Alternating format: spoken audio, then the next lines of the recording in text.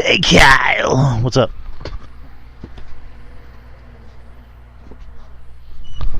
Ugh. Not much, Kyle. Just got here. MJW Games. What's up?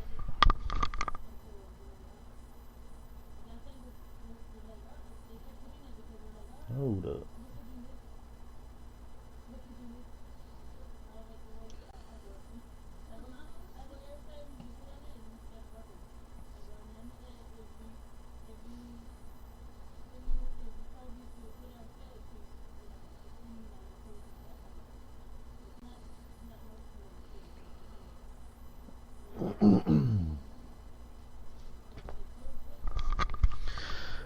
I bet Kyle's pretty happy.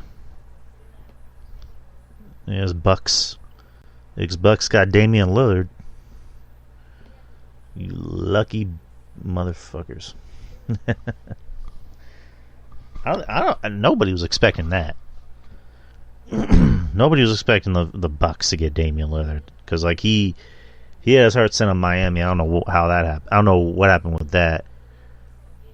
And then he apparently said like, you know, like I don't want to be traded to anything but Miami. And then I guess he changed his tune. So now y'all got him, and you didn't even have to give away really anybody. I mean, you gave away what's his name, Drew Holiday, but you didn't have to give away Middleton. So the man's here, the man.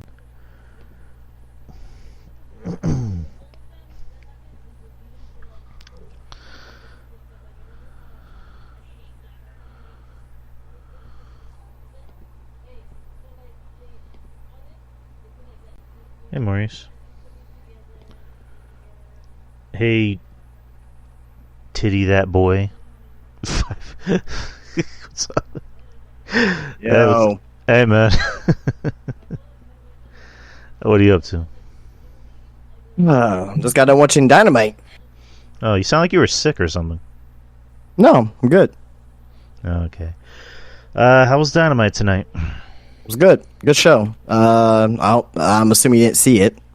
I mean, I saw the MJF stuff. I saw the bit where they were boating and Captain Insano got caught up in the fishing. So that was kind of funny. But and there was also the bit at the end where Adam announced that he had to get surgery. Which is that legit or is that a shoot? I don't. Well, you just missed what I think is possibly a work. Ah, okay. I mean, yes, we could talk about it now. I mean, did you see Jay White come out cut the promo? We'll cover that at the beginning of the show. We'll cover that first, since it's just new, and then we'll talk about everything else. Right. So. Well, yeah, I mean, we don't have to go into depth with it, but it's just it's just kind of obvious what happened at the very end, where I think that they're going with it. Oh no, but yeah, I mean, there's really not a lot of news. I mean, they're just like kind of the basic, the Jade Cargill stuff. It's funny, we did 2 shows last week. We did the bus slip on Thursday, and then we missed the Friday news of Matt Riddle. So we can kind of get into that a little bit. Oh yeah, of course. Yeah. Other than that, there's really no news. Not that I can think of. Well, yeah, we could just cover what you got. I got a couple things here. So right, it's more likely going to be a short show tonight, maybe like an hour and a half. Under. Well, I mean, we're not going to do predictions for No Mercy. Oh yeah, of course, I got those up, but yeah, No Mercy, Wrestle Dream, But other than that, new news on possibly New Japan being bought by Tony Khan, and there's a few other things. Right. So, anyways, let's get this shit started. In 3, 2, 1. Hey, what's going on, guys? It's Wednesday. It's 9:04 p.m. Central Time here in San Antonio, and you know what day it is? It's Wednesday. It's the experience. It's experience time, people. We're about to experience you. Or you experience us, however you want it. But I'm the host of the show, Drew, and with me, as always, running this ship alongside me. Justin from the Morning Time Podcast and Spinebuster Tees, owner of Spinebuster Tees, SpinebusterTees.com. Right, and you heard it here first. Justin has been doing his new show, his new morning show, since Monday. It's a Monday through Friday podcast at 8:30 p.m. Central Time on YouTube. You can catch him every morning on YouTube. And if you missed the live show, he's got you covered. It'll be on Spotify right afterwards. Yeah. So, or you can just watch on YouTube as well, however you want to do it. But or you can watch it. Yeah. Yeah, I was gonna say though. I was live when the Jay Cargill news broke, so that was pretty cool. So. Yeah, I mean, technically, I broke it in the chat room, but ESPN broke it, and then I'm just saying too. When the news in general broke. Yeah, it's pretty big news, which we will cover. But how are things, man? What's going on? Talk to me. Man, just same old. Podcast is fun so far. Having very fun with it, and the shop is doing great. Had more customers than usual on a Wednesday drop by. So yeah, man, it's been good, man. Can't complain. How about you? Yeah, I've been pretty good. Just kind of the same shtick. Yeah, I work. It's the new job is busy. It's a lot of work, but more money, more responsibilities, and then next month is another raise. So that's gonna be pretty cool. Yeah, nice, man. So looking forward to that, and I'm pretty content with life. Other than the fact that seems to be more bills than usual, but it's adulting. Adulting, sucks, but it is what it is. And yeah, just other than that, just family. Family's doing good. I'm doing good. I'm always tired. Like I work, I come home, and I sleep and I eat, and I just same routine. But I can't complain about life. Life's pretty good. Nice. Yeah. But I guess we can kind of jump into Dynamite, since Dynamite was fresh. So like you guys know, I don't really watch Dynamite too much. I did watch the MJF and Adam Cole stuff, but Justin watched the whole show in its entirety. Tell us what happened. Well, I'm trying to get that up right now, but basically, let me see. I don't even have it up. I'm sorry, man, because I wasn't expecting to talk about up front. Hold on. Give me a second. Trying to get it up here. Okay, so that might start off with Ray Fings versus Jeff Jarrett for the International Championship. Basically, long story short, Ray Fings wins. But, good to see Jeff Jarrett on TV as always. Baby! So, you had that. Then you had the MJF Adam Cole segment on the boat.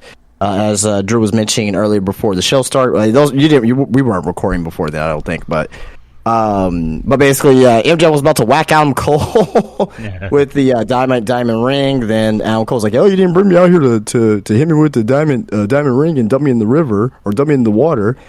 Paul White was out there as well. They drank beer together. It was a funny segment. Also, as well, there was Don Callis family interview. Takesha and Don Callis hates Kenny Omega so much that they went all the way to Japan just to beat the hell out of Kota Ibushi, which was hilarious. But actually, Takesha was also in Japan at DDT, and it's going to be Takesha versus Chris Jericho at DDT, I think on November 15th. I actually covered that on the show yesterday, where I talked about that. So that's pretty cool, but they beat the holy hell out of Kota Ibushi. Sammy Guevara, they were out there with Sammy Guevara as well. Sammy Guevara came out there talking about, why turn on Chris Jericho? So, this weekend at Wrestle Dream, it's going to be a 6-man tag of Takesha, Sammy Guevara, Will Ospreay versus Kota Ibushi, Kenny Omega, and Chris Jericho. So, and actually build up for that match during Rampage, which no one saw. Three-way blind eliminator shot for the international title next week. Nick Jackson, Brian Cage, Claudio Castagnoli. Fairly good match. Brian Cage and Claudio are fucking beasts. Nick was the high flyer here in this match, so everything meshed well, I thought. Nick Jackson picks up the win. to set up Nick Jackson versus Rey Fenix, which is, I think that's going to be a dynamic match. Adam Cole promo with MJF. Adam Cole stated that he has, he says he has a torn ligament and he broke his ankle in 3 places, so he's going to need surgery. Roderick Strong and the Kingdom came out in a custom wheelchair. For some reason, Roddy Strong was still in his hospital gown for some reason. I guess he just came straight out of the hospital, straight to the arena. But which doesn't make sense either, because like they were in Colorado, and I think like Roddy was like in like Boston or wherever the hell he was at. I forgot where he was originally, where he got injured. But it was just funny though. But they had he had a custom wheelchair that says a Hot Roddy. And it looks like a hot rod type of logo. But anyway, after that, and to me, I think this is the very possibly the most important thing of the night.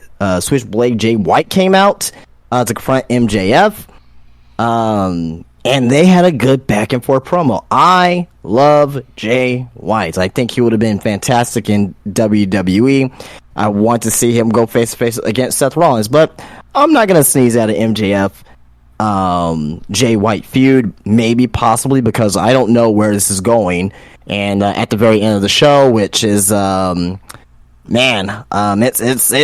getting spicy. It's getting spicy with this story here. So, but regardless, very good back and forth promo between MJF and Switchblade. I will say all the things to check out on this show, to check out this promo, and check out the final segment, the last minute of the show, because that was that's gonna be something. That piqued my interest on everything going forward with this storyline with MJF and now Switchblade Jay White, Roddy Strong, Adam Cole, and the Kingdom.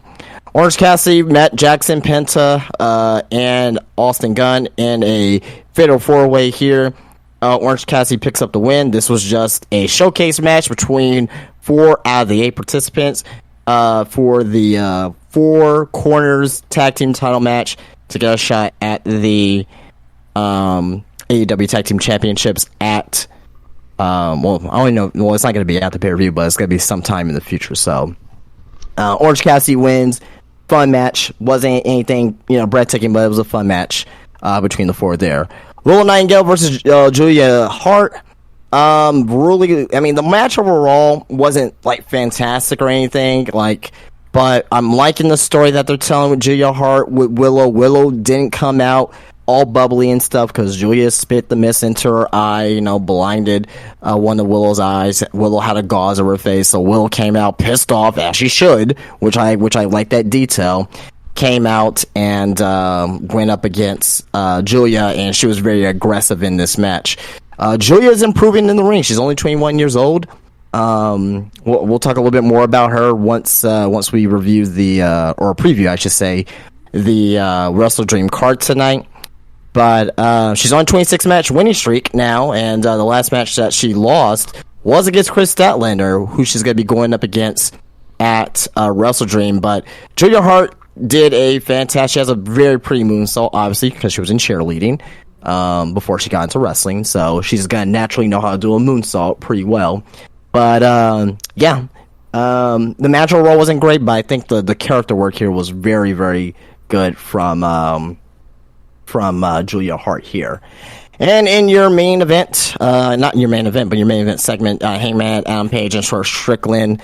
I'll be honest, Hangman was boring me here in this segment here. Strickland was doing a little bit better here, but they both signed the contract, and basically Hangman got pissed off, stabbed Swerve in the hand with one of the writing pins on the table, and they brawled until the end of the show, which we thought was the end because I got myself in here into the lobby, into the Discord here, and was getting ready for the show here. But yeah, they put the AEW logo up. They did, so they pulled a Triple H. They put the rights reserved up, AEW logo, and at the very end, you see 4 men dressed in all black, like with a black, like they kind of look like like the Blue Man Group, but they were just dressed in all black, attacking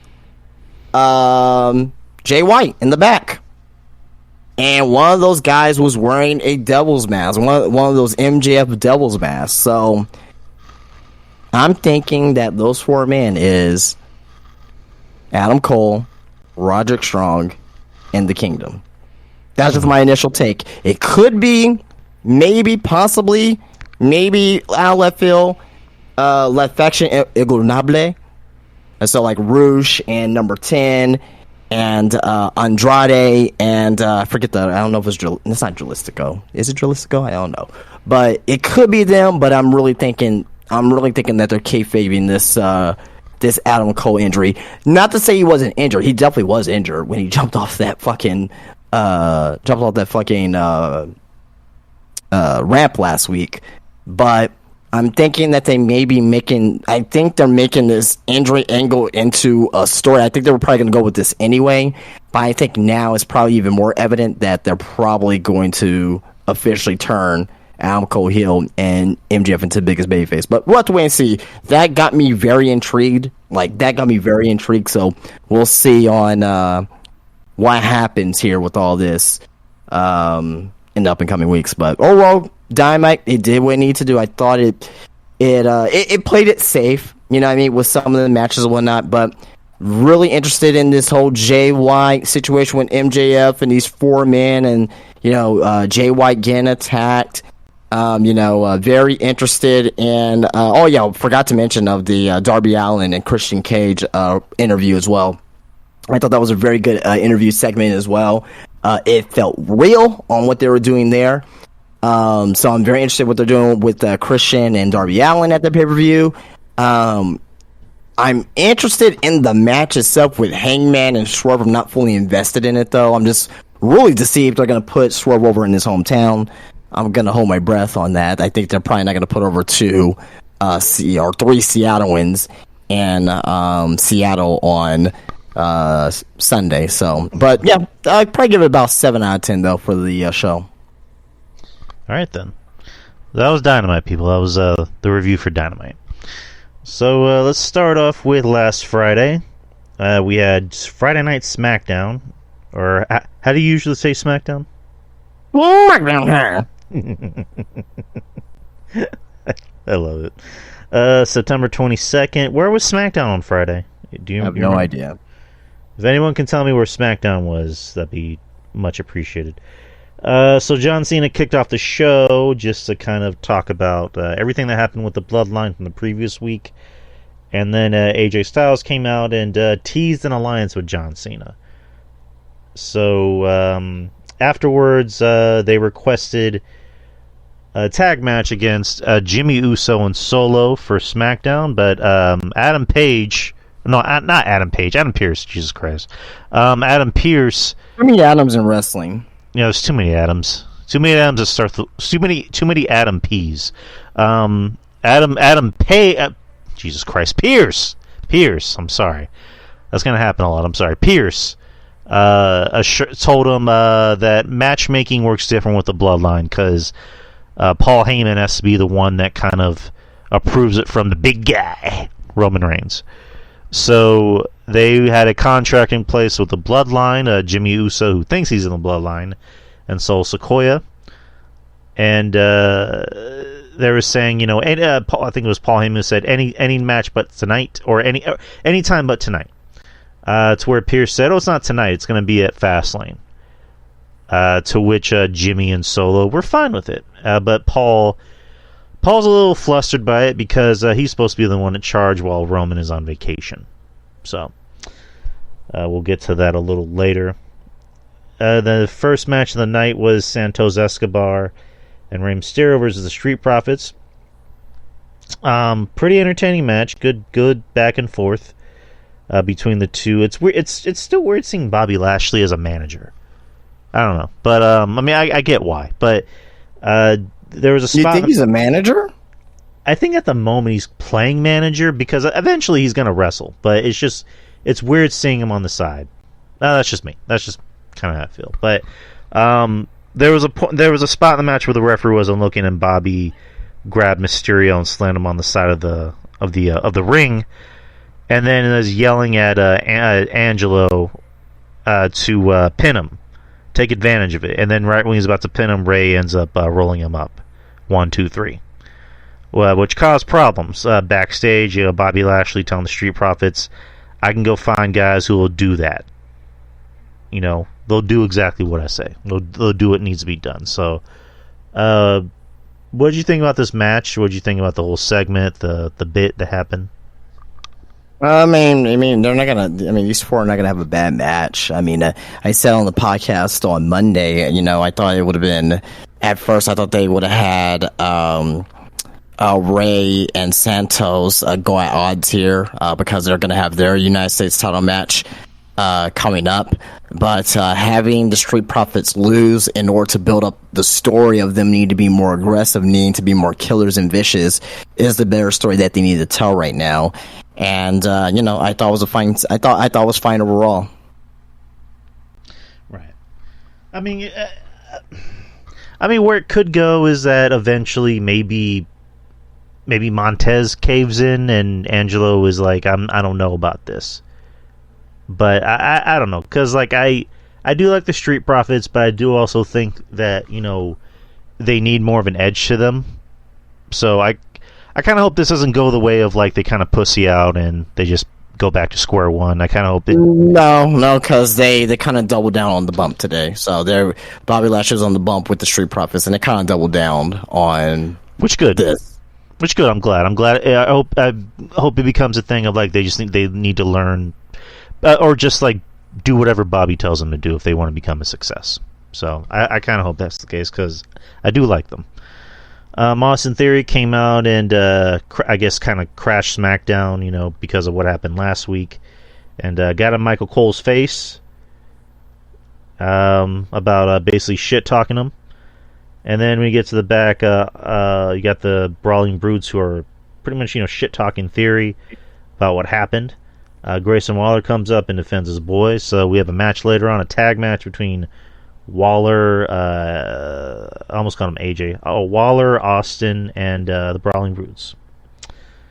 Next we had a match of the night, for obvious reasons. Asuka and Io Sky for the Women's Championship. Probably the first time they've wrestled each other in WWE. It's their first. It was their first one-on-one match.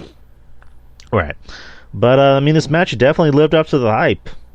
These two are great. Io's great. Asuka has always been great. Really good back and forth action. These two had good chemistry. You kind of figured there'd be some gaga, especially when Charlotte came out and then Damage Control came out. And we talk about Charlotte real quick. Yeah, please. Why is she out there?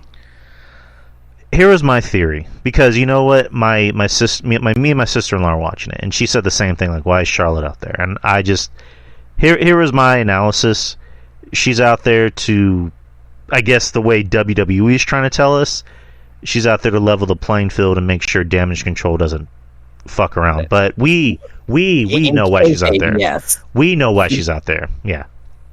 Yeah, but no, we need to talk about the real reason why she's out there. She's out there because she can't not do anything else but be around a fucking title. Yes, exactly. That's why I said we know why she's out there. Yeah. So it's stupid. And again, I mentioned this on my podcast that how come they cannot use Charlotte to build up other women? I don't care if she ends up being the women. Just have these women look good in the ring with Charlotte. I think Charlotte would be better utilized doing that, and eventually, yeah, she can go back and go after the title, but she doesn't need to be around the title, when she's always on TV. It's draining. It's draining, very draining. Right. No, I get you. I'm not disagreeing with you. But yeah, good back and forth action overall, and of course there was some gaga outside when Damage Control tried to get involved. Charlotte try to level the playing field. No Shotzi, which I was expecting Shotzi to maybe be out there, but she wasn't. There was a distraction, which I'm fine with the distraction. The distraction actually made sense. It was a little clever-ish.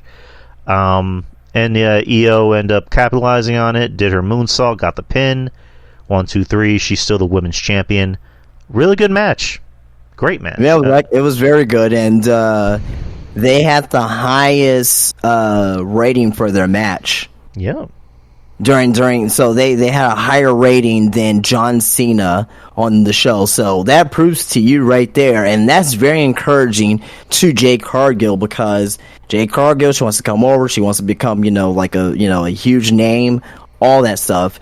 Seeing that, and I'm pretty sure that she may got wind of this, that Asuka and Io had the biggest rating on SmackDown, or amount of viewers on SmackDown for that particular show, more than John Cena, more than anything that the Bloodline was doing there, more than the whole AJ Styles getting beat down. You figure that will have the biggest number, but no, it was Io and Asuka. So that's excellent, and the ladies deserve it too as well. And that also shows you as well that if you put two good women's wrestlers in the ring with each other, and you kind of have a story behind it, a little bit of a story behind it, you can draw. So, right. So they deserve that, and very happy for them. I'm happy for them too, and I'm happy to hear that they had the best rated, not just segment, match, or just the best rated thing on the show, because it was a really good women's match, and I would say maybe the best women's match of the year. Not best women's match of the year. Let me kind of reiterate that. The best TV women's match. That's fair. Yeah, that's fair. I will put up there for best TV women's match of the year. Absolutely. I mean, it's fair to say it might even be maybe a top 10 women's match of the year. Maybe, top yeah. 10. Definitely like a lower, like literally 10. In WWE, yes, for sure. Okay, but great match. I love both of these two. I always forget how good Asuka really is. Sometimes, I mean, we always have that conversation of sometimes we take these guys for granted. Sometimes I take Asuka for granted. I forget how good she really is, and I adore Io. I think she's amazing. So, but anyways, next we get the Brawling Brutes versus Grayson and Austin Theory. Good match. Nothing to really write home about. It was really good and competitive. Theory and Waller getting the win. Their second win as a tag team. They seem to have pretty good chemistry so far. I don't have a problem with it personally, but it's working. So it kind of looks like it's going to go one way, but who knows? We'll see. But and then there was a segment with Pretty Deadly where Elton is continuing his road to recovery, quote unquote, pretending that he's paralyzed on the waist down, but all he has is a separated shoulder. It's just, I don't know, it's funny. But I don't know, how'd you think about that segment with them? Yo. Yeah, hello. Oh, sorry. I don't know how my mic muted. I'm sorry. Pretty Deadly. I wasn't, offended by it. You know what I mean? I like Pretty Deadly. I always like Pretty Deadly. You know what I mean? I'm just glad that they're not being put to wayside. So, yeah. All right. Did what I need to do.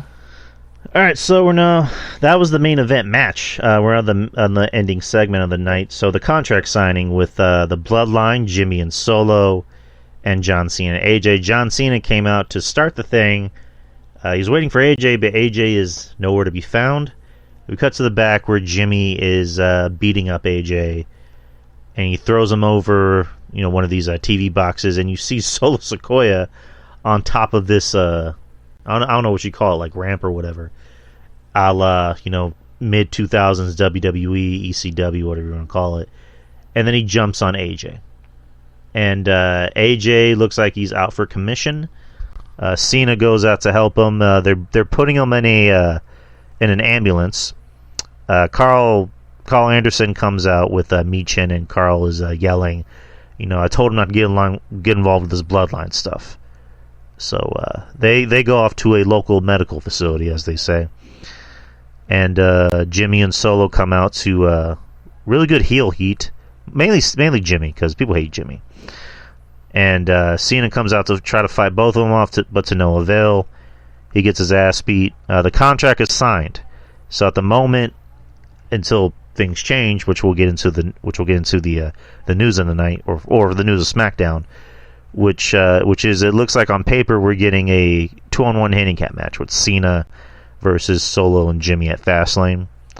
So here's the news of the night. So originally, it was supposed to be LA Knight to come out and make that save. I was assuming it was going to be LA Knight coming out to make that save, but the news is LA Knight got COVID. Yeah. He got COVID. I believe he came in to do a test, or I don't know if it's mandatory that they test everybody. He came into SmackDown, and I guess he said he was sick or something like that. They did a COVID test, and they showed that he was tested positive for COVID, and they sent him home. All right. So, I mean, I know they don't do the 14-day thing anymore, so is it like 10 days or is it less than that? I have no idea. It changes every... I'll put it to you this way. Like, COVID protocols and all that stuff hasn't really been... what's the word I'm looking for? Being adhered to since late 2021. So I have no idea on how long it's going to be. But... as of right now, he's expected to be, the plans are still to have him at the pay-per-view. So, right. If anyone knows the current protocols for COVID, let me know, or just put it in the chat. But that was SmackDown. SmackDown was pretty good. Pretty good show. It's been pretty good lately. It was all right. Not better than Raw. I think Raw is superior to SmackDown right now. But it's better than than normal. Right. Speaking of Raw, we're gonna get to Raw. Raw was this Monday, as usual, September 25th, in the Toyota Arena in Ontario, California. The opening segment was Cody. One thing I noticed about Cody, I don't know if maybe this is you that told me or somebody did, but he'll drop little cryptic hints about what he's going to talk about, and then once that happens, he immediately gets interrupted. Been going on for like the last few weeks. Ever since Jay got drafted, I don't know if he got drafted or he just signed with Raw, but he's been very cryptic about where he's going to go, because I know Adam Pearce had said we had to give up something big to get Jay here, and the higher ups are not too happy about it. Or the network isn't too happy about it. I forgot how you worded it. But, I mean, it's pretty obvious that Cody's going to SmackDown. He hasn't announced it yet. So, again, he gets interrupted. I mean, he actually did... It was actually an interesting thing he said, where he says, we're not in the third inning anymore. Or was it, we're not in the third inning anymore, or we are in the third inning? No, he says we are not in the third inning anymore. Okay, which, cryptic. The Judgment Day come out, and they surround him, and it looks like they're about to do a beatdown, but then Jay Uso and Kevin Owens and Sami Zayn come out to level the playing field. So, yeah, we got that. And, of course, Dom getting booed mercilessly by the fans is always awesome. And, let's see, there was a bit where they were going to walk away, but then JD McDonough comes out with 2 steel chairs to give it to Finn, to basically level the playing field. Damien is saying, "No, like let's play it cool. Let's be cool about this." But then all 3 of them go to the ring, and Damien's just like, "Fuck it, I guess I gotta go too." So they go out, and then he gets his ass beat by all 4 men. And there's a funny bit in the back where Damien just comes to the back, and he's fucking pissed at JD and getting his face saying, "You're not in the bloodline. You're never gonna be in the bloodline. Get the hell out." So it's just like JD looked legit scared. Like, I'd be scared too if Damian Priest got in my face. But happy birthday, Damian Priest. He just had a birthday, so he's like 41, I believe. And then the first match of the night, you had Otis versus Bronson Reed in a pretty much a big boy match. Big meaty men slapping meat. That was match of the year. Match Definitely match of the year. Best match I've ever seen in my life. Brian Alvarez, he loves matches like this, so he was praising the hell out of it on Twitter. So Brian Alvarez loves it, then it was a good match. It definitely was a good match. Again, just two big boys just going out there beating the fuck out of each other. What else can you ask for? Of course, Reed getting the win with his tsunami, and the fans really love when he does that, because it's just like, how is this guy able to get up and do that? Yeah, and it's very protected too as well. So that's another thing about it. Exactly. And it's good to see Bronson getting reactions. Like, he's showing more personality, and he's going out there and having good matches, and the fans are reacting to it. So good. I mean, it's the guy that beat Okada, for God's sakes. He better get reaction. But next is you had Tommaso Ciampa versus Ludwig Kaiser. Tommaso basically working to eventually get to Gunther, which I believe they're having a contract signing next week. I think so, yeah. Decent match. Tommaso getting the win after, Vinci kind of not purposely distracts the referee, but he's hurt, and the referee's trying to check on him. And then Ludwig's trying to go for the win, but he's getting pissed at Vinci, and then he is like, "What are you doing?" and rolls him out of the ring. Ciampa goes for his knee strike, which is pretty gnarly. Gets the win, and Gunther is pissed at both of them. Everyone's pissed at each other in Imperium, so I don't know what that's going to lead to. But so eventually, we're going to get Ciampa and Gunther. I kind of hope it's at a pay-per-view, because Fastlane so far doesn't really have matches. It only has really 2 matches announced. So, I believe it will be at Fastlane. I hope so. Becky Lynch and Tegan Nox had an exchange before their match, basically kind of playing off of what happened last week when Tegan was supposed to originally be the one that accepted the challenge, but then Natalya did, because they just gave it to her basically as a consolation prize for working the October show, or the the India show. But yeah, Tegan Nox seeing some TV time, which I like Tegan. I don't mind Tegan. I'm not gonna pretend I'm her biggest fan, but I don't mind her. She's fine. So Natalya gets involved because Natalya wants another rematch. I don't know why. And then Tegan, talks shit to Natalya, so that sets up a match between Tegan and Natalya later on the show, which is actually next. I'm sorry, by the way. Natalya wins. She gets the next NXT title shot against Becky next week, and Natalya wins. It was a relatively short match, which I was surprised by, but she got the win. Yeah, I don't know. Do you have anything to add about that match? I mean, I will say this. This is why you got to give new women and new women and new men a chance, because I thought she did an admirable job in this match. I think Tegan Nox has the makings of being not like a main event star, but someone you can rely on that can be on TV every week. I mean, she has the look, she has the attire, she's very, easy on the eyes. The only thing that's not good about her is her promo ability, and that's probably what's holding her back. But outside of that, I mean, they're giving her a shot. I'm glad that she won. Let's see where this goes. If it doesn't work out, you can at least say, okay, we gave her a chance. And I will be okay with that. I'll be like, okay, they gave her a chance. It didn't work out. Okay, I understand why she's not being utilized on TV. So give her a chance and see where this goes. So I'm glad that they're utilizing her finally. Yeah, I'm glad too. I want to see more women on the show. I want to see more people get opportunities, because it seems like there's probably more women than men in the back that aren't really utilized that much. And it's good to see someone like Tegan get some opportunities, because once upon a time she was kind of treated like I don't want to say big deal, but she was kind of treated more prominently in NXT. So we'll see what she does. I'm hoping she's someone that could be someone of use. I'll just put it that way. Who else would you think deserves an opportunity to be on TV as well for the women's division? Why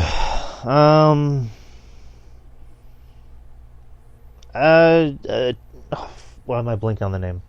Indy Hartwell. Okay, yeah.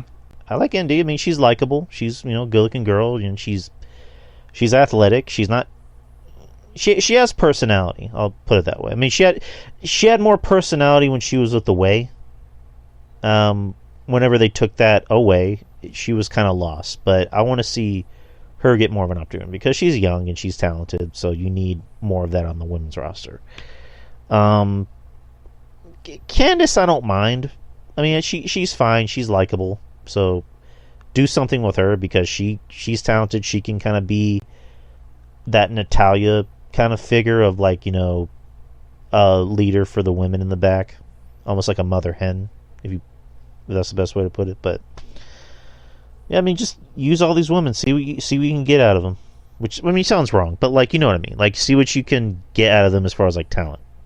Yeah. You know, because it's just we can't all be using the same people, you know, all the fucking time. It gets boring. But next is you had Seth Rollins coming out to address Nakamura. Pretty much just saying, you know, Nakamura, let's make it happen anytime, any place. Nakamura appears on screen doing his usual heel shtick, which I love. I think is great. And, you know, saying, you know, your back is going to give out on you, your body's going to give out on you. You know, you said name the time and name the place. You know, Fastlane, last man standing match. And which means babyface wins. Yeah, pretty much. And then, but before we continue here, what do you think about Seth Rollins saying that he was the best in the world? Again, that's just him being cryptic or cheeky or whatever. I mean, because he's kind of had his feud, but not really much of a feud with CM Punk, where I think like Punk kind of called him out for talking too much on Twitter, and then Punk, you know, Seth replied, and then there was that one. I think was it SummerSlam where Seth said, you know, go away, Phil, you're a cancer, no one likes you, bye bye. So yeah. I mean that could mean something. That could also mean nothing. But who knows? No. It's like we've been saying for the past almost month. You know, wait and see. Seth goes on to cut a really long promo about if he's going to accept or not. But yeah, he accepts. So that's the match at Fastlane. And next we had the match of the night. You had Dominic Mysterio versus Dragon Lee in a really fucking good, hard-hitting, fast-paced, back-and-forth match. The fans like Dragon Lee. Like, the fans are actually chanting, "This is awesome," which that can be overused, but in this case, it was a good thing because they weren't just liking Dom, they were liking Dragon Lee because Lee is really good. His stuff looks legit. He's got some thick-ass legs. Like, he really does. I mean, Dom got a fucking black eye. So that just kind of shows it. And yeah. I honestly, I was kind of thinking Lee was going to win this, especially with, you know, the news or what happened to, you know, Ali. Ali got released and they couldn't have the match at No Mercy. So, and also Cody at the beginning of the show was saying something kind of funny where he was saying to the Judgment Day, what's going to happen when Mommy comes back and every one of you loses your titles? Like I was just like, oh, so is Dom gonna lose? Is Judgment Day gonna lose? But speaking of, just going back to the beginning promo, what do you think about Dominic's heat per se? What do you mean? So isn't it clear that they turned down his microphone? I mean, it's kind of a double-edged sword per se, because I know in the beginning you were kind of thinking maybe it was a little overused, but then you had mentioned that Matt Cardona was at a Raw and he was like, no, it's legit. Well, no, the heat's legit. I'm not saying that the heat's not legit. I think it's very much how it comes off on TV. Right. They make it seem like it's more than what it actually is. He gets legit heat, not disputing that, but it's clear that they turned down his mic because you can barely hear him when they start booing.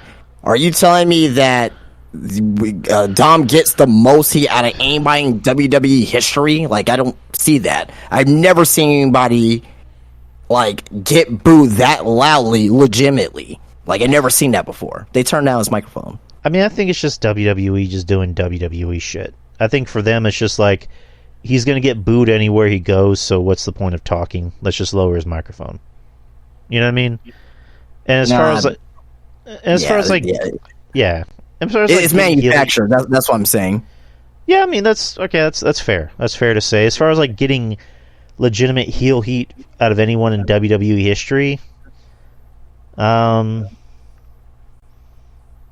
mean, I don't know. I don't know who else has. Maybe Muhammad Hassan.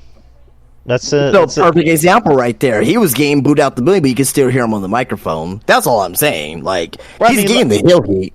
Right, like nobody's ever. It's just manufactured. I don't think anybody's microphone has ever been turned down. I think that's kind of the point. So, but what were we talking about? Oh yeah, Dom and Dragon Lee, great match. Yeah. I thought it was going to go one way of Lee possibly winning it, just so they can kind of like really hype up, this weekend and also just the show in general. But Dom ended up winning by kind of inadvertently causing Lee to kind of fall on his balls, and Dom got the win. But the best match I've seen Dom have. Yeah, best one-on-one match Dom has ever had. So Dragon Lee's fantastic. I mean, I even commented that on Twitter saying that Dragon Lee, he's used to these big stage matches. Like he was on Dynamite. I think it was earlier this year or late last year with that 6-man tag where he freaking did that dive into the crowd with Kenny Omega. Do you know what I'm talking about? What Kenny Omega was standing on the barricade, and like Dragon Lee just dives through the ropes like a freaking missile, and they land in the crowd. No, probably not. Okay. When was it? It was like last year. I think it was like last November, December, something like that. Oh, I don't remember that. Yeah. Well, anyway, and plus he wrestled in Tokyo Dome, like he's used to having big matches. Now this is still to me his biggest match that he's ever had, his biggest match of his career at this point, because it's on from the biggest audience possible. So he really showed out. It was really good. Yeah, man. Hopefully the fans will that watch Dragon Lee, hopefully they'll check in the NXT to see a little bit more of him. If not, worst case scenario, these fans are familiar with him now. Like, oh yeah, that was the guy that went up against Dom, and he had that real good match on Raw. So that is the number one thing. So yeah, good. Again, good to see Dragon Lee getting some more eyes and ears on him. Next is you had probably my least favorite thing of the night. I'm pretty sure it's your least favorite thing of the night is Nia Jax coming out to kind of address her actions, and oh boy, it was no bueno. She, again, it's good that she lost the weight. She's in shape, but her mic skills, I mean, I don't even want to say her mic skills were even that good before, but like her mic skills are no bueno. She's terrible. Yeah, she's terrible. She's awful, dreadful. And then Zoe Stark comes out to kind of address her and say, you want to attack me right to my face. And then Nia pie faces her, and they have a little bit of a brawl, and then they make a match between Nia Jax and Zoe Stark. Nia gets Zoe the win. Stark was terrible on the mic as well. Nia Jax saying, "Oh, I'm the greatest human ever in WWE." Like what? Like I'm the greatest person or greatest human? Like who speaks like that?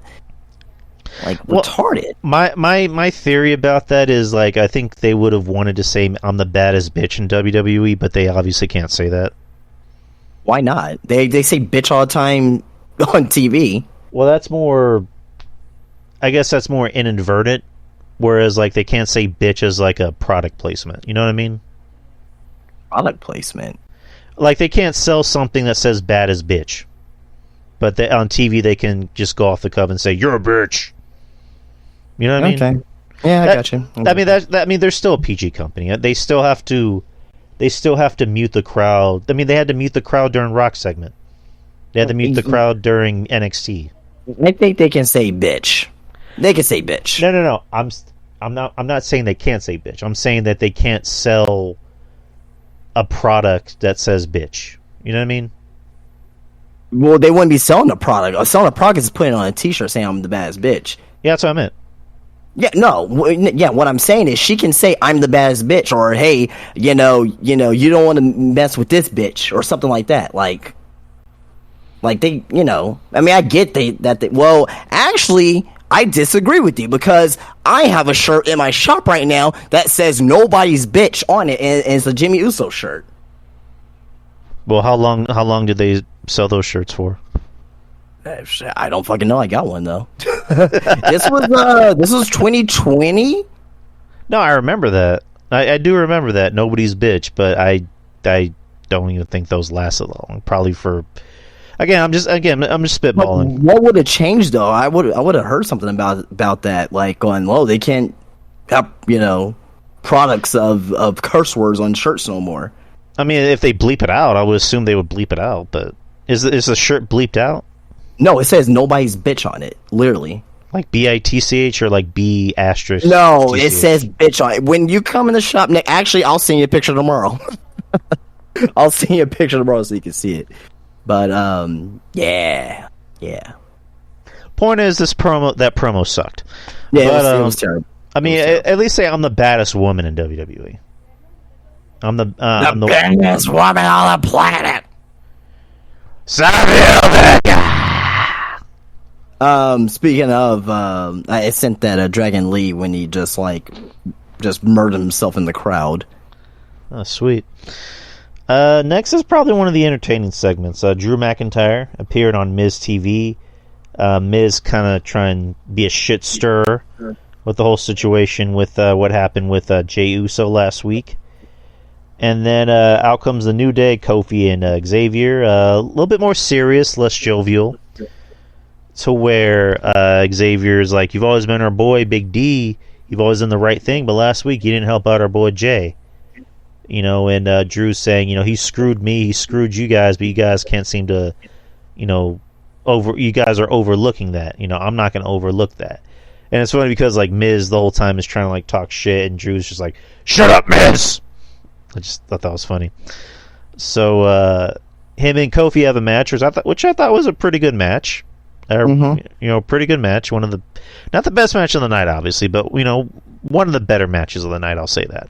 And really hard hitting. There was that Alabama slammer spot on the side of the ring. That looked like it fucking hurt. Like, Jesus Christ, I'm surprised Kofi didn't, like, get a tooth knocked out or something. During the match, he had Ivar come out and take out Xavier, which caused a distraction, which I kind of felt different about that. I don't know if Drew needed a distraction to win, but I get it because it goes with the storyline that they're doing. But Drew goes for the Claymore, 1, 2, 3, and then walks out.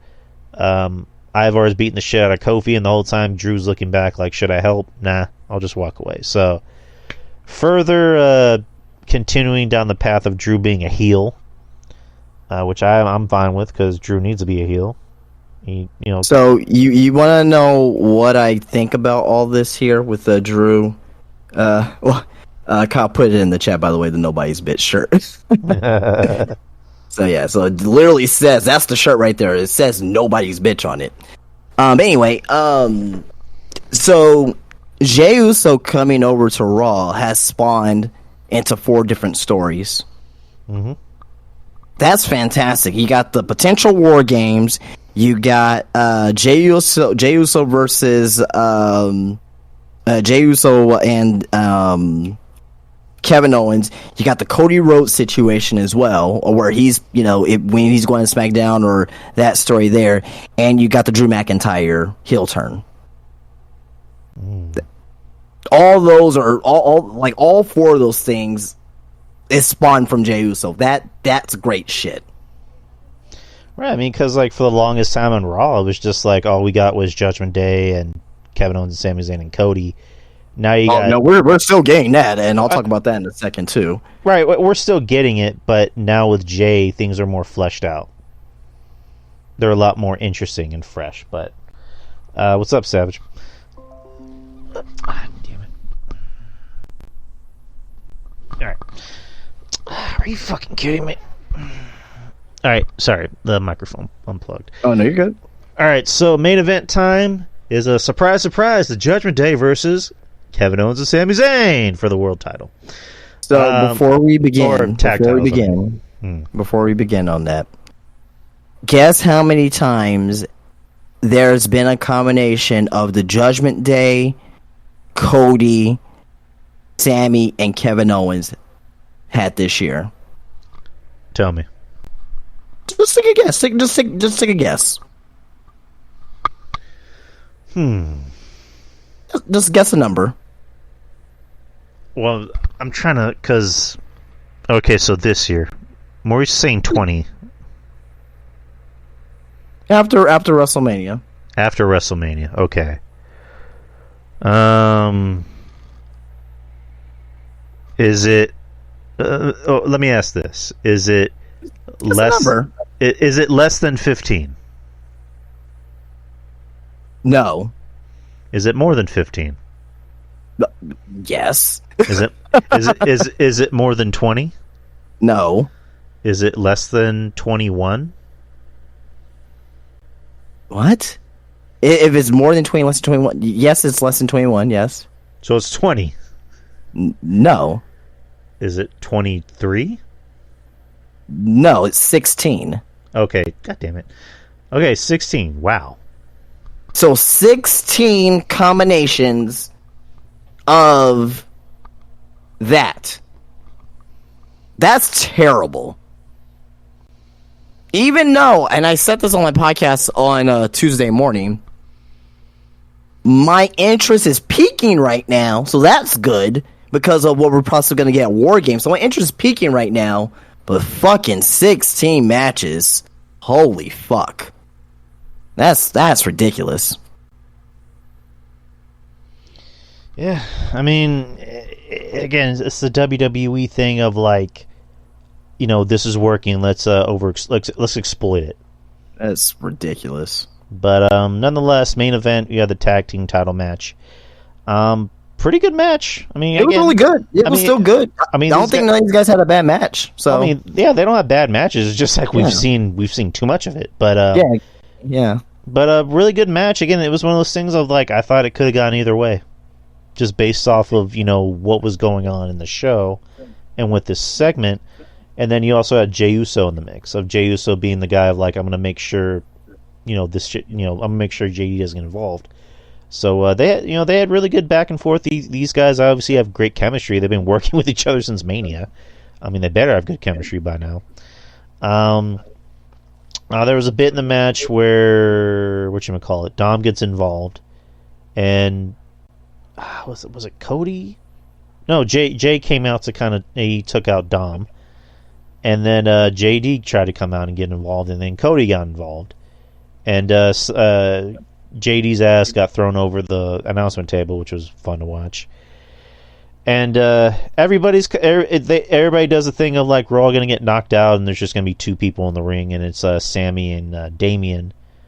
Damian's in the corner by himself. Sammy goes for the, not Blue Thunder Bomb, Halula Kick. And he's, I guess, selling the fact that it took him a lot of energy to kind of give that kick. And he's kind of stuck on the rope for like a few seconds. And I'm like, I kind of act like a mark for a second. Because, I mean, again, at the end of the day, we're all marks. And so I'm just like, pin him! Like, I was doing that, pin him! And I guess he was waiting for the spot for JD to kind of hit him with the belt. And Damian gets the win. After the match, it ends in a brawl.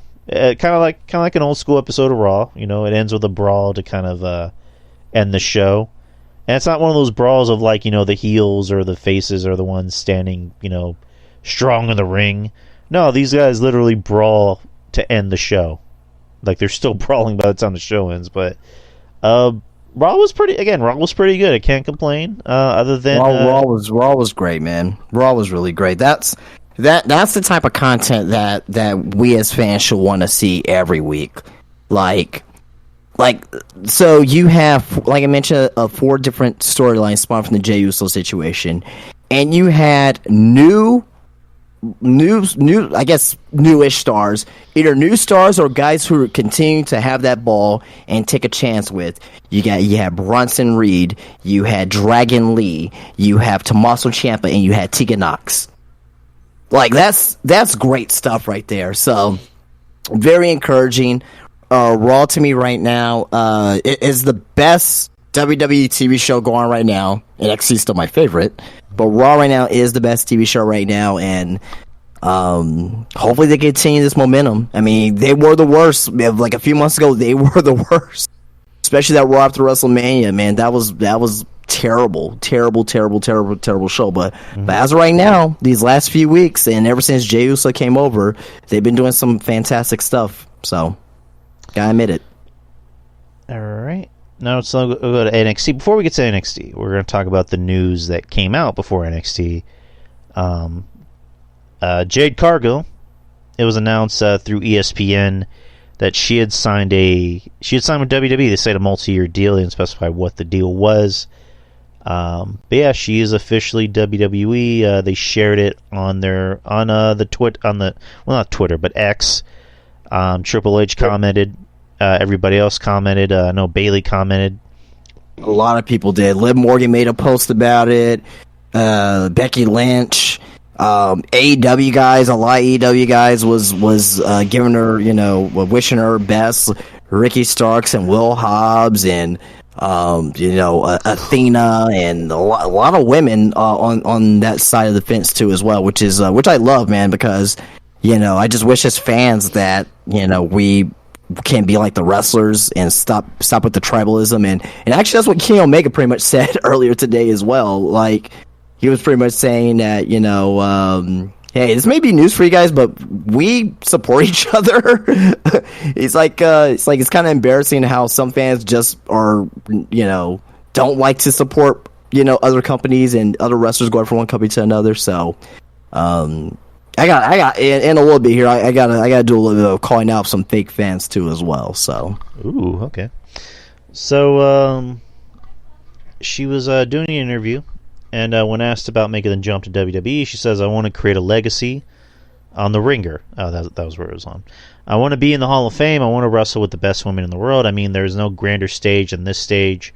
The opportunities are endless with this company. It was a no-brainer. It was very welcoming. I didn't have any second thoughts about it at all. It was an easy choice. It wasn't easy, but it was easy. She also said that Cody Rhodes, who actually brought her into AEW, in 2020, played an equally vital role in persuading her to leave Tony Khan's promotion for WWE. She believes Cody Rhodes laid out the blueprint for others looking to jump from AEW to WWE following his return in WrestleMania of last year. He is phenomenal. I've seen what the business did for him. I've seen him just be the stellar athlete that he is. I didn't see it any other different from myself, but yes, he was one of the guys that led me to a great decision. And there are photos that she posted of her at the Performance Center training and shit. You should always bet on Jade because I'm a star in the making. I'm gonna keep my head down and work hard. I'm a worker. That's what I do. At the end of the day, my star power is undeniable. What I do in the ring is undeniable. I want to become a household name. That's what I'm here for. And she also realized she had to hold her own against the biggest names in WWE, many of whom have already reached the peaks she hopes to reach one day. And she already lists a name of superstars she's gunning for right out of the gate. Rhea Ripley, Charlotte Flair, and Bianca Belair. I want to take them all down. I'm here to take over and make a name for myself. Whoever wants it can come and get it. And yeah, that's really about it. But yeah, I mean, it kind of seems like she's always wanted to be here, but now, obviously now's the perfect time. Cody, I mean, it's funny that she mentioned Cody being the one that kind of brought her here, Cody being that bridge, which Cody did say before, that if there are some AEW guys that want my advice about coming to WWE, I'll listen. So, AK, I'm going to recruit. Exactly. But, yeah, Jade's here. Jade's getting in shape. And when asked about which brand she's going to be on, she just said, I already know what brand I'm going to be on. You're just going to have to tune in to either Raw, SmackDown, or NXT to find out. So, yeah, Jade's here. Whether they call her Jade Cargill or change her to something else. At this point, I don't think they're going to change it. So, I mean, this is going to sound like a stupid question. Is Jade Cargill her actual name? Yes. Okay, I didn't know that was her name. That's what I was asking. But yeah. So Jade's in WWE, so good for her. Again, it's a wait and see approach. We'll see what she does. NXT. Okay, NXT. Here we go. NXT was last night. The first match of the night was Butch and Joe Coffey in the Heritage Invitational Final. Pretty good match. Just what you expected from these two. Butch is good. Joe Coffey, I don't see enough of him, but from what I've seen, he's pretty good. And these two had good back and forth action. With Metaphor watching, and Butch got the win, so Butch will be facing Noam Dar at No Mercy. And yeah, that's really about it. What do you think about the match? I kind of went in depth on my podcast this morning, but I'll just say it was a very, very good match. I mentioned that both these guys are great. Joe Coffey, say what you will about his character, get it, maybe a little boring, but can't deny that he's not a good in-ring performer. So, yeah, pretty much. So, all right. Next, you had Trick Williams versus Joe Gacy. Trick coming out to I believe it's new theme music with the Whoop That Trick part added into it, which the fans are loving it. Booker T's loving it. Is Trick one of Booker T's guys at Reality? Indirectly, yes, because I don't know if you see, but I don't know if you find Reality Wrestling, but like they sent NXT guys down there to do matches whenever they have their shows. So, and Trick was down there. He didn't have a match, but he had like a little segment with somebody, I think like last month or 2 months ago. So that's one good thing about Reality Wrestling and Booker T is that like he can indirectly get NXT guys on their show to get more practice in. So, all right, but Trick is over. People are loving Trick. He has the tools to be something big. I think he just based off of what WWE likes, I think he could be a bigger star than Melo. Because he looks like a star, he talks, and he can work. So he even has a catchphrase. So they love their catchphrases. So Trick got the win against Gacy in a pretty short match. And then later on, Trick talked to who is it? He talked to Melo, which Melo was kind of like in his own head, thinking about the contract signing, but it seemed like he was kind of blowing off Trick. And then later on the night, Trick ended up going to Shawn Michaels' office to kind of talk business, and added Trick to the Fatal 4-Way match, to which Trick told Tyler Bate and Dragon Lee Tyler Bate and Axiom about it, that I'm going to be in the match. So we'll talk about that in a bit. Baron Corbin versus Josh Briggs with Fallon Henley. Baron Corbin got the win. Not really anything to write home about.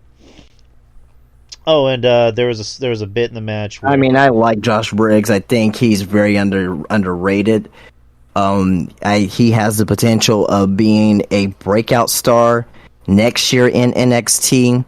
And also, as well, like he was very, very, very, very good and involved as well. So, the only thing I don't like is the cowboy shtick. If he breaks that up and becomes a little bit more serious, he could be a breakout single star, kind of like Julius Creed. I mean, he could be something. He has a unique look. I just wish he would kind of act more like an ass kicker. That's just me. There was a vignette or not really a vignette, but like there was a segment up for the whole night where the family, the tag team champions, were inviting different tag teams to their restaurant to kind of break bread, and I guess to eventually see who's going to face them at No Mercy for the titles. Eventually, they just chose everybody. So it's going to be a fatal 4-way for the NXT Tag Team Champions, which we'll get to in our predictions. Next is you had Out the Mud with Scripps versus Hank and Tank. Out the Mud won. What's your opinion on Out the Mud? Lucian Price and Nico Lima. The jury's still out on them. I still want to see more from them this paper, and I went into depth on this on the podcast this morning too. That I want to see them in this fatal 4-way match that is going to happen on Saturday to really see like if they're going to be one of those guys I'm really going to draw towards to. But their gimmick is stereotypical. I kind of like it, still don't understand how Scripps got with them. I mean, I understand because there was the backstage segment last week, but it's kind of weird. But they're just kind of Scripps black all of a sudden again. Yeah, I was gonna say that, but I didn't want to say it because it's just like when he's turning black again. He's like, "Oh, I'm black again." Oh, yeah, but anyway, the jury's still out with them. You know what I mean? But again, they're young, they're new. I'm not gonna judge immediately. I'm gonna give them time and see where they go. All right, and then a package was shown to hype up Becky and Tiffany Stratton at No Mercy. Blair Davenport talking about Gigi Dolan warned her basically, keep talking shit, I'm gonna fuck you up, and then later on she assaulted her. So they couldn't have a match because she assaulted Gigi Dolan. And then next you had the strap match with Dijak and Eddie Thorpe, which was entertaining. I liked it. I like Dijak. He entertains me. His gimmick entertains me of him trying to serve up justice for the NXT locker room. The whole time he's talking shit to Eddie Thorpe's family. That little girl, was that Thorpe's daughter or his sister or something? This is niece. His niece, okay. And she's selling it, like she's crying over the fact that I don't think she was selling it. I think she was that was legit for her. So no, I know, but it was legit for her. Like she was watching Thorpe get his ass beat. Thorpe ended up getting the win, but at the end, Dijak got his revenge and just started got his justice. Yeah, got his justice. And just talking shit to Thorpe's family. I thought that was great. Alright, next you have Thea Hale coming out to a new look. New theme music, actually. It's funny when she came out to the Chase U music, JC Jane was like, nah, cut that shit and play her music now, which I actually liked her music.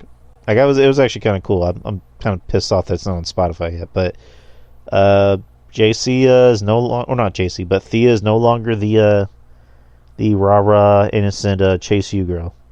Yep, she's having her full Julia Hart transformation.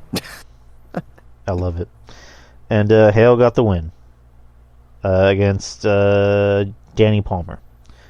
Yeah, and Danny Palmer's gonna be in the breakout tournament too as well, so be on the lookout for her. There you go.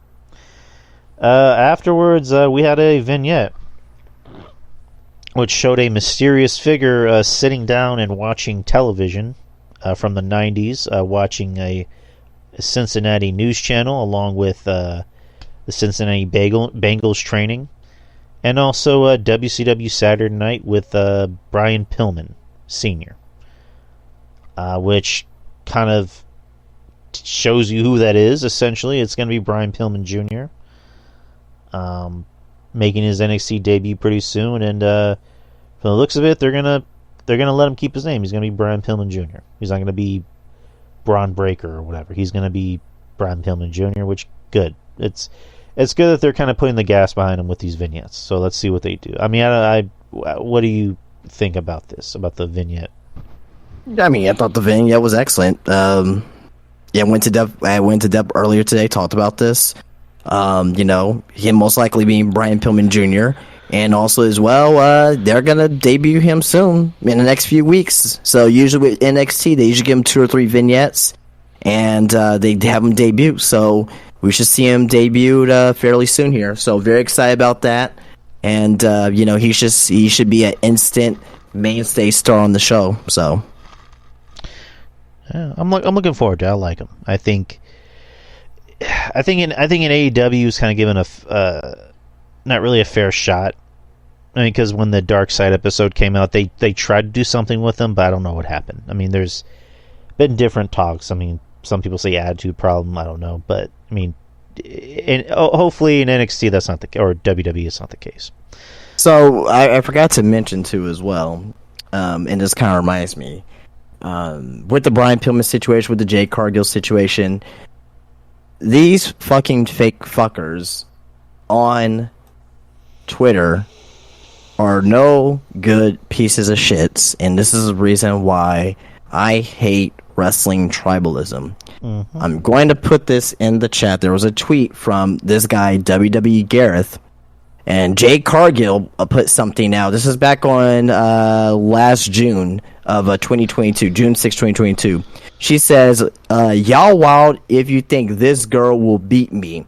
When I beat her ass, don't jump on my train. Keep that energy. I think this is when she was talking about Marina Shafir. Remember with that whole situation with Marina Shafir and the whole JD thing where JD was like, he was like, oh no, I don't want to see this match. And they just kind of like, you know, yeah, we talked about it last year. I don't know if you remember that. No, I remember. Okay, so Garrett said should probably learn how to wrestle first, talking about Jade. Then, I think it was yesterday, or it was on Tuesday when Jade got signed to WWE. There's a little graphic that says Jade Cargill is all WWE, he's supposed to be all elite. The same guy says, done deal, welcome to the team. Since she was in AEW, you didn't like her, right? Now she's in WWE, you're gonna like her. What is going on with these fake fans? I don't understand it. As Jade said, keep your same energy. Keep your same energy. If you don't look, I just put it in the chat right there. Like, you can read it yourself. If you don't like somebody, keep the same energy. Don't switch up because they go to another company. They go to the company that you like. Oh, I'm an AEW fan, so when the WWE guy comes over to AEW, I'm going to like him, and vice versa. Oh, I'm a WWE fan, and when the AEW guy goes over to WWE, I'm going to like him. This shit has to stop, man. This shit has to stop, man. I'm serious. And I'm glad I have a platform now to call these people out on it. Granted, my following's not super big as of yet, but, you know, if it does, man, like, you know, I hope my voice goes further because it's just fake. It's just fake. You're not a true professional wrestling fan at the end of the day. Like, you can like who you like, you can hate who you hate or whatnot, but just keep your same energy. Keep the same energy. Don't be a fake fuck. Don't be a fake fuck and switching back and forth. Like, it's retarded. I'm sorry. Right. Yeah, I mean, I get where you're coming from. With me, it's just like, again, I was kind of honest. I was just like, yeah, I thought Jade was the shits. I mean, yeah, they pushed her like she was a star in AEW. But to me, my attitude, like I've been stating for the past like few weeks, is, you know, wait and see. Let's see what happens. You know, yeah. I think, and again, with Jade, I admit I'm a fan of Jade. I like Jade. I just think that she needs to be better in ring. Right. And that's why I rush up to the main roster, because if you rush up to the main roster, like her in-ring ability is going to get exposed. She's not going to have that great match that she could be capable of, like how we have Rhea Ripley versus Charlotte Flair. She's not up to that level. She has the look. She has the bigger appeal personality. She has the great attire. You know what I mean? She does need to get a little bit better on the microphone, but I think the biggest thing for her right now is to get better in the ring. Once she gets better in the ring, eventually she will get immaculate in promos as well. Bryan Danielson was never really good at promos. Now look, he's been wrestling as long as he has. Naturally, you're going to get better in promos.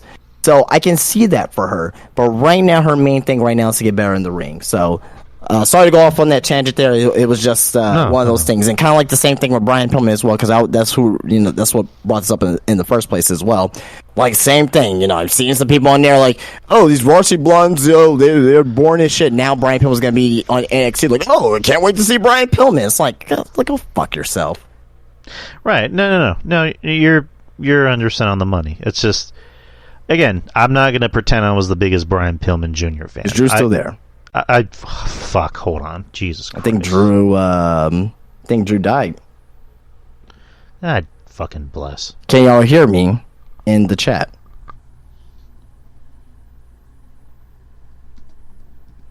Gareth killed Drew. Okay. Alright, we'll hold on.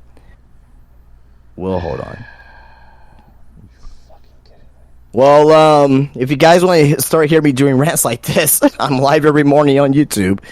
every weekday, 8:30 to 10 a.m. So definitely checking out. But yeah, man, it's it.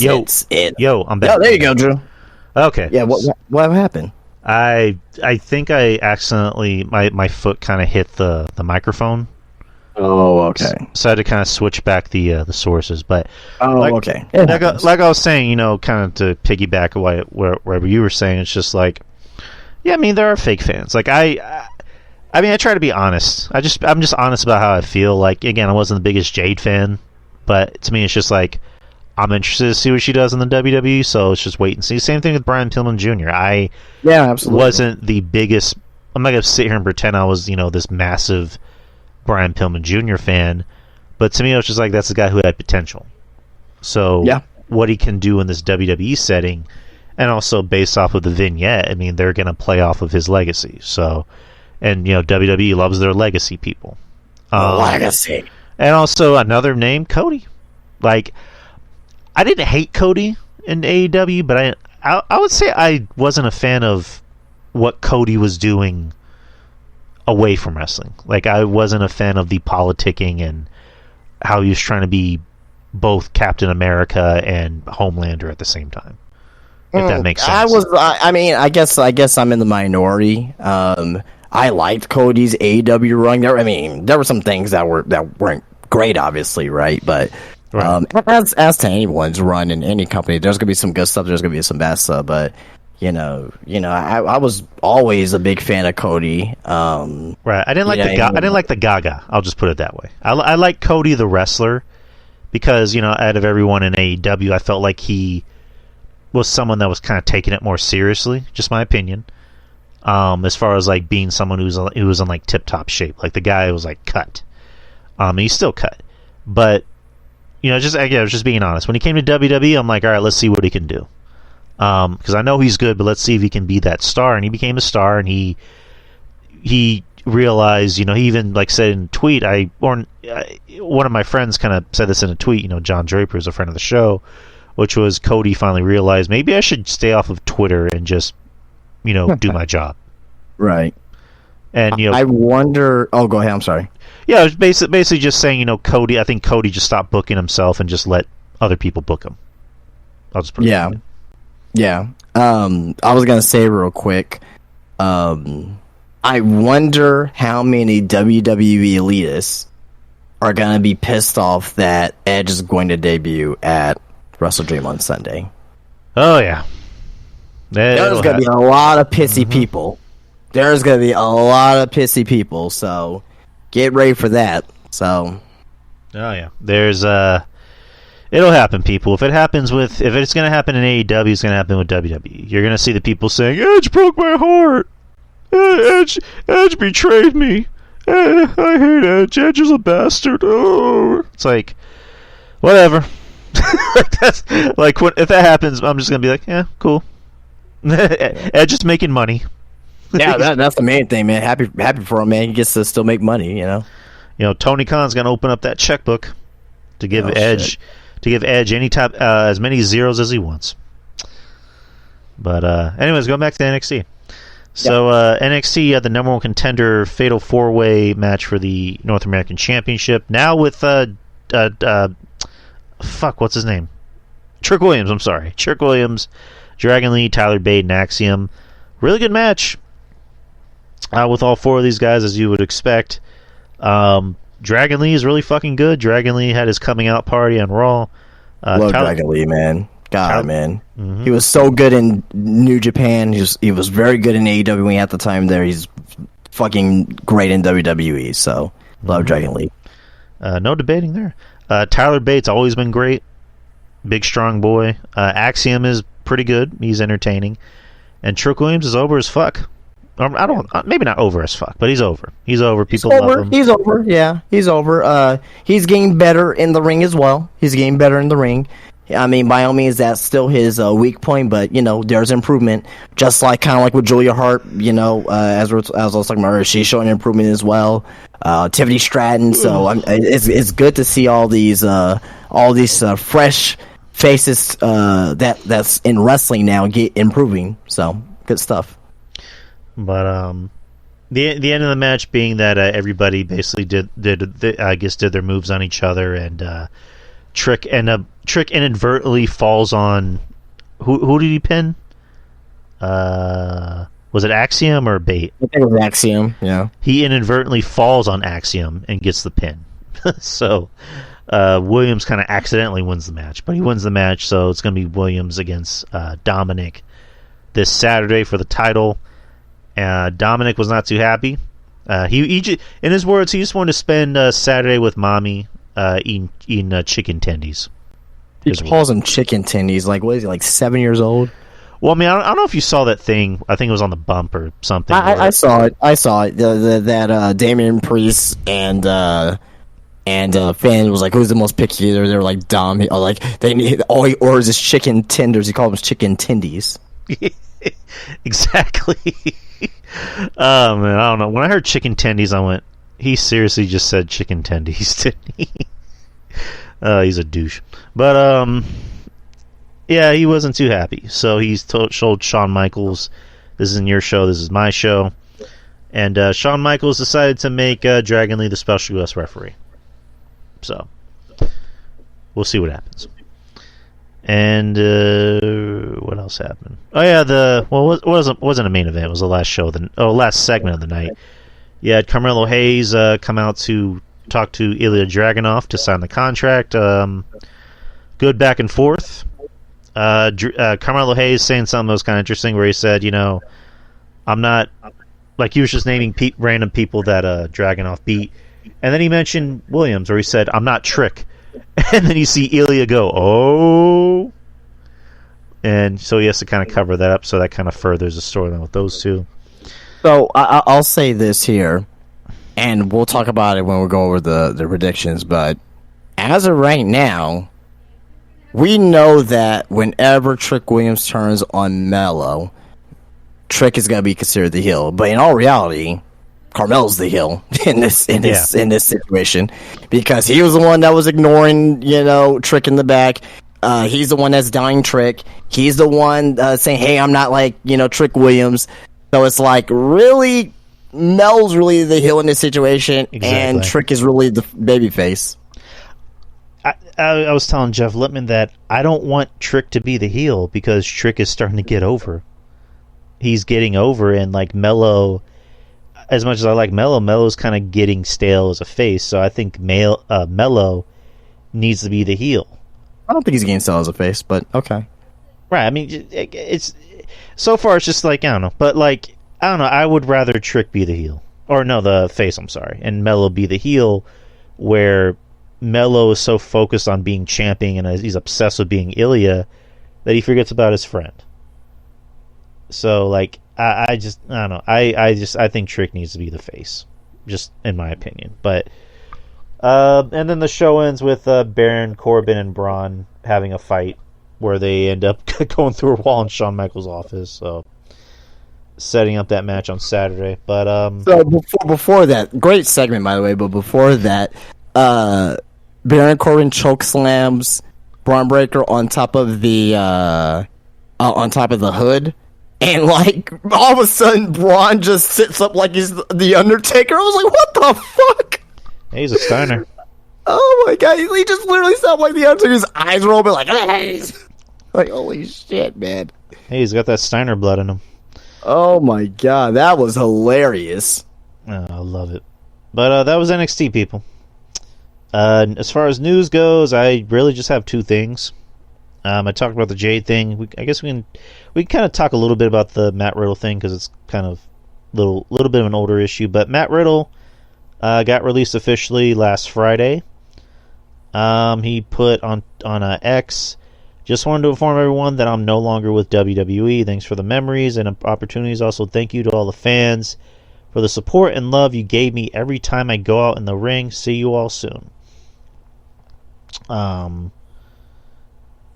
This kind of stems from a lot of the trouble that Matt Riddle's been getting into. The most recent one being at the JFK airport, where he claims that he was sexually assaulted, and then he took down the tweet and just put, "I'm never coming here again." There was also conflicting reports that he was too intoxicated to get on the plane. So we really don't know. But we talked about. I think we talked about this in your shop a while ago, and we've pretty much been talking about this ad nauseum. That Riddle.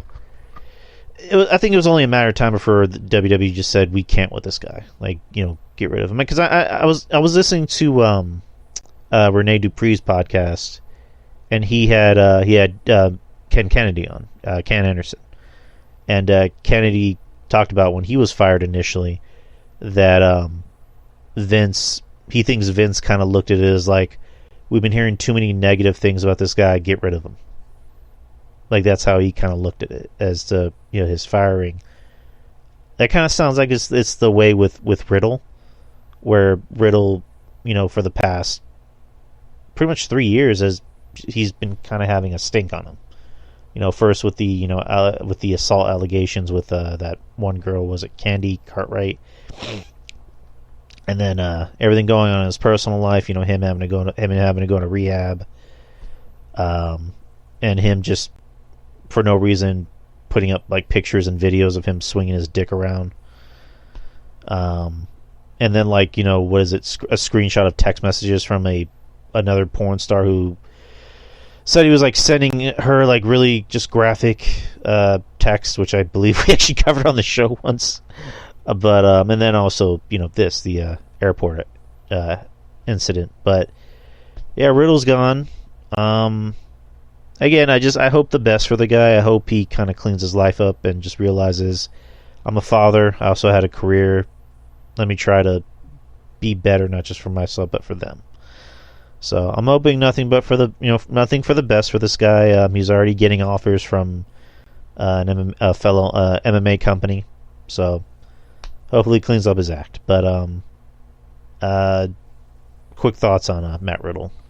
I mean, I went over this extensively on, I think it was Monday. I don't really have a lot to say about it that I haven't already said already. I really hope that, he cleans himself up, but, if he cleans himself up, maybe he'll go to AEW, you know what I mean? Or he'll be in the Indies. The Indies are going to want him regardless, because the indie promoters, they don't care if you're impaired or not. Just look at fucking Beyond the Mat. You know what I mean? They brought fucking Jake Snake Robertson when he was like impaired. So, I'm not saying that he's gonna be impaired purposely, but like Will now is gonna not having to worry about the biggest wrestling company being on his back about like, oh, you're drunk, you're high, and all this stuff. So now I can just do it free will now. So, but yeah, I mean, like I talked about this ad nauseum already. All right. So let's move on. Last bit of news that I pulled up. If anyone's a fan or was a fan of the Starz program Heels, which starred Stephen Amell, it was a wrestling show. It's canceled, along with a few other shows. It has aired 16 episodes in its 2 seasons, with the second and final season ending earlier this month. According to the aforementioned report, Starz, which televised the show, has also canceled 2 other shows. The cancellation of Heels may have come as a surprise. It seemed to have garnered a good response from critics as well as the audience. It had a 93% rating by critics and fans on Rotten Tomatoes and an 8 out of 10 rating on IMDb. The show starred Stephen Amell, who was played the Green Arrow in Arrow. Has also been involved in wrestling. Wrestled Stardust, Cody Rhodes at it was actually a tag match. It was Stardust and Wade Barrett versus Cody and Neville. Or not Cody and Neville. Jesus Christ. Stephen Amell and Neville. At SummerSlam in 2015. And then wrestled at the first All In. And big wrestling fan. Loves wrestling. Big friend, really close friend of Cody. So his show's canceled. So I mean that's a bummer. I mean, yeah, for sure. I mean, I'll be honest. I tried to get in the show. I maybe watched like 5 episodes of the first season, and I couldn't finish. I don't know. To me, it seemed like a show that was made by a TV network that didn't understand wrestling. And yeah, I mean, I know Stephen Amell was like a part of the show, and I think he was like a writer, if I'm not mistaken. I mean, and CM Punk and AJ was on it too as well, so they did get actual wrestling talent on there too. So, right, but I don't know, something about the show didn't click for me. I mean, I know other people liked it, but just it didn't work for me. But did you ever watch it? Never seen one episode. All right, but that stars, unfortunately, it still sucks though. It still sucks that I mean, because more shows like that is better for the wrestling business overall, but like Wrestlers. The show Wrestlers on Netflix. Yeah. I seen that. That's great. That's fantastic stuff. So, which I need to get Netflix again so I can watch that. But that's all the news I have. I have news that I got for tomorrow. I can cover it here real quick too as well. Liv Morgan confirmed that she has an injury right now, which I think we kind of knew that already, but she confirmed it. On Muscle and Health, Liv Morgan says, "I'm actually out injured right now. Aside from healing up, my focus has been on my nutrition, so it's been really exciting honing in on that. I want to come back in the very best shape of my life." So she didn't say what she was injured with, but wish her a speedy recovery. Hopefully she'll come back soon. But it seems like she's trying to come back in the best shape of her life as well. Usually with injuries as well, some wrestlers, they take advantage of to re-scoping their bodies. So it's kind of interesting to see what kind of shape Liv Morgan will be whenever she does come back. So thoughts about Liv Morgan confirming injury? I mean, it sucks to get injured, but I'm not the biggest Liv Morgan fan. I mean, I recognize that she's someone that has improved from the time that we saw her, in NXT, wearing the backwards baseball cap and then come out and join Riot Squad. So, I mean, she's someone that I always got the impression that she wanted to try and get better in the ring and not just be, a good-looking girl. So, I mean, she's got fanfare. The people like her. They wear her shirts, and so she seems like a sweet girl. So, here's hoping to a speedy recovery. All right, and I got more news tomorrow, but for tomorrow's podcast, but I'll go with this one here as well because this is I won't say it was a hot item and it came back up today again with this whole all-in attendance. So this is coming from BodySlam.net. That local London council says that all-in attendance was 85,528. So this was the total attendance was apparently 85K. The paid attendance was apparently 81K, and the turnstile count was 72K. All I gotta say is that wherever the official number is, it's still a goddamn impressive number regardless. AEW should be very proud of that. But as of right now, I guess the paid attendance is what they're going off of right now. So the A1K is the legit number. But hey, at the end of the day, man, whatever number it is, I think it's super awesome that they were able to get that turnout. Overseas, their very first big stadium show. That was overseas, so so at the end of the day, it's great. So thoughts about that? I don't give a shit about it. It's to me, it's just they supposedly sold out a show. They supposedly didn't sell out a show. It's at the end of the day, they still got 70, close to 80,000 tickets. That's still impressive.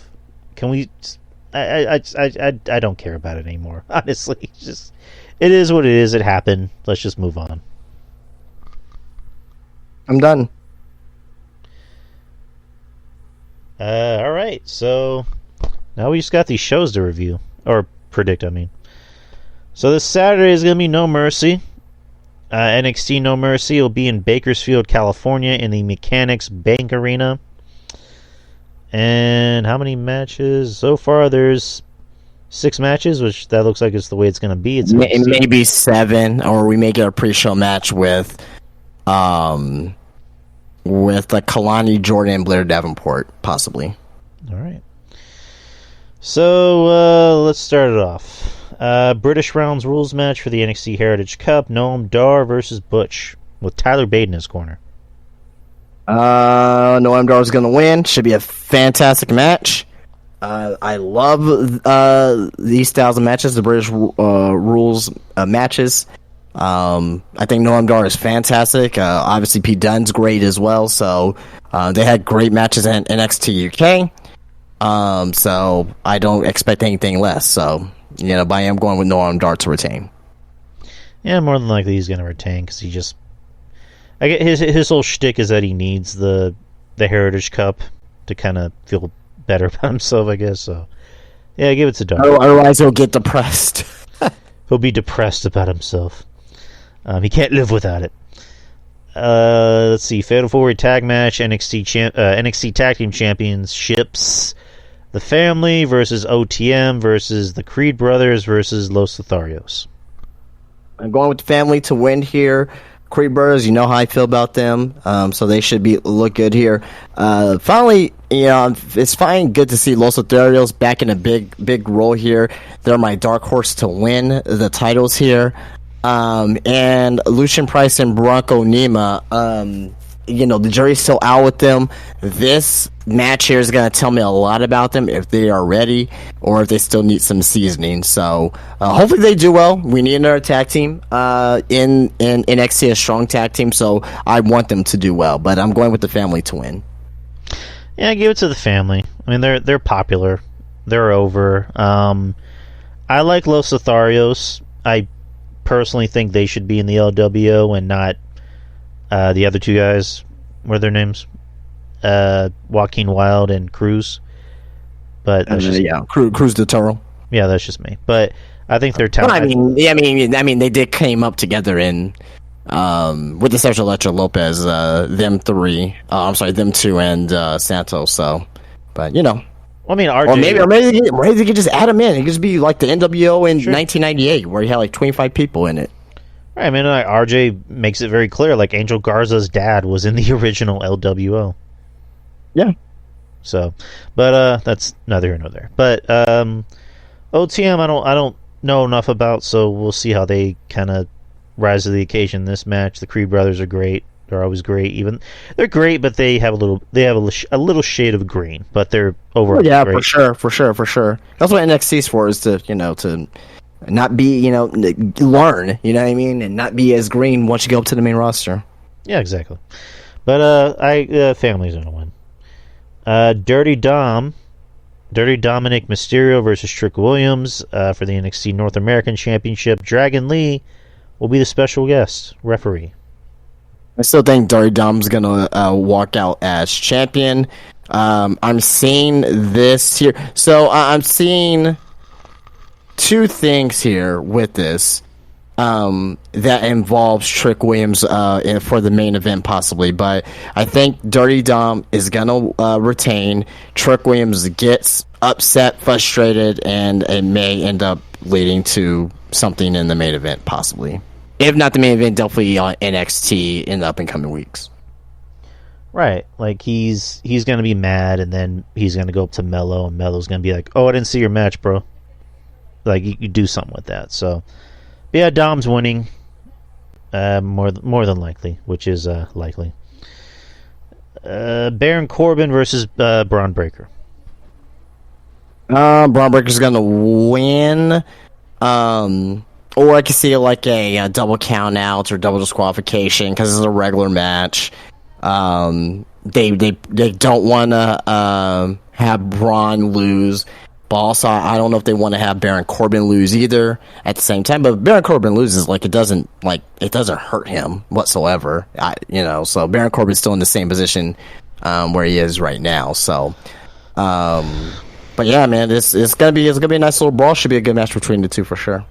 But my thing is that when are they going to bring up Braun Breaker to the main roster? I think they're going to keep Braun Breaker probably down in there on NXT for another couple months and maybe have him debut close to Rumble time possibly. So, yeah. I don't know. Yeah, because there's nothing else for Braun Breaker to do. They're just doing these makeshift feuds with them because they don't want to go after the NXT Championship no more. So now just putting them in these makeshift feuds, so... I think with Braun, they want to kind of take their time because they know they want to make this guy a star. And it's I think that I'm sorry, but I also think that this may possibly be Brian Pillman's first big feud, possibly. Because of the history of their dads being in WCW. So that'd be something that I probably would like to see too. Were there ever any like, I guess, feuds or like matches between the Steiners and Pillman? Yes and no, but nothing like, nothing that stood the test of time per se. You know what I mean? But there was definitely an interaction for sure because Brian Pillman, he was, flying Brian as a babyface. But, also as well, as a heel, he was in the Four Horsemen. And also as well, like, a lot of people always forget about this, the Hollywood Blondes, him and Austin, Brian Pillman and Austin. So, there's that too. All right. Yeah, that'd be an interesting feud. That'd be a nice way to... Braun would basically be doing the honors for Pillman, before he goes to the main roster. Let's see. Becky Lynch versus Tiffany Stratton in an Extreme Rules match for the NXT... Oh, yeah, I forgot. Braun Breaker's winning. Becky Lynch versus Tiffany Stratton in an Extreme Rules match for the NXT Women's Championship. Unfortunately, I'm going with Becky Lynch. Again... I understand why they put the title on Becky. I do. They want to have they want to try to get NXT to get it on, to get a bigger deal when the contract is up. I get it. I totally understand it, but it hurts the talent on the show because right now Becky has will have a stranglehold on this NXT Women's Championship because on Raw, she ain't going after the Raw Women's Championship because it's not time yet, right? And also as well, they're trying to protect her from Nia Jax too at the same time. So what better else than to have her go down to NXT, win this title, have the title for a few months, and not elevate the talent on the way? Because is this elevating Tiffany Stratton? It's not. What will elevate Tiffany Stratton is for Tiffany to beat Becky clean on NXT. That would have elevated Tiffany Stratton, but we knew that wasn't going to happen. But despite all that, the match itself should be great. I think this match should be very fun. Mm-hmm. We're really going to see if Tiffany's really ready for the main roster because WWE loves to do these Extreme Rules matches, hardcore matches for the women. Right, when feuds get to a boiling point. And this is going to be very telling if Tiffany's ready for the main roster. If she passes with flying colors, she may be on the main roster in the next, month or so, possibly. Because I don't see what's going to be needed for her in NXT if she loses. So you don't think there's going to be any like interference or is there fuckery with this match? Who would interfere? I mean, like the whole kind of like the storyline with Becky and NXT is like a lot of the heels aren't happy that Becky's there, so maybe like Blair Davenport gets involved. Maybe. I wish, yeah, I would definitely wish that would happen, but I mean, at the end of the day, interference or not, she's walking out with that title. Okay. It doesn't matter. Like, she's walking out with that title, at least for now, unless if Jade Cargill, comes out there, that's the only other thing. But as of right now, I definitely don't see that happening. I actually don't want to see that to happen yet. Let Jade develop first before we put her back on TV. Okay. I think this should be a fun match. It should be fun. Tiffany hasn't been in a hardcore match before, so it should be fun. I mean, I think she can take it. I mean, she's a buff girl. She seems like someone that would want to do this. And Becky has proven she can do hardcore. So, but yeah, Becky's walking out. And I don't know if that'll be the main event or this, but yeah, the NXT Championship match: Carmelo Hayes versus Dragunov. So with this here, there's two things that can happen.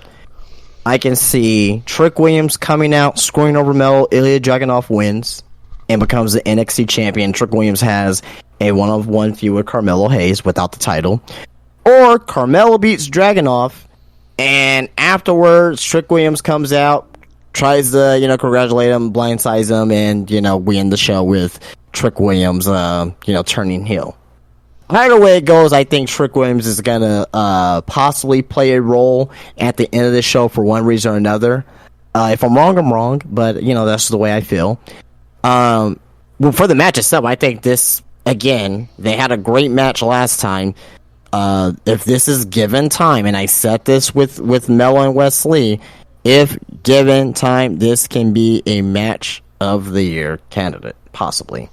Now, on top of that as well, I want to say Wesley is a looming factor too as well, because Wesley walked out a couple weeks ago with his wife or fiance.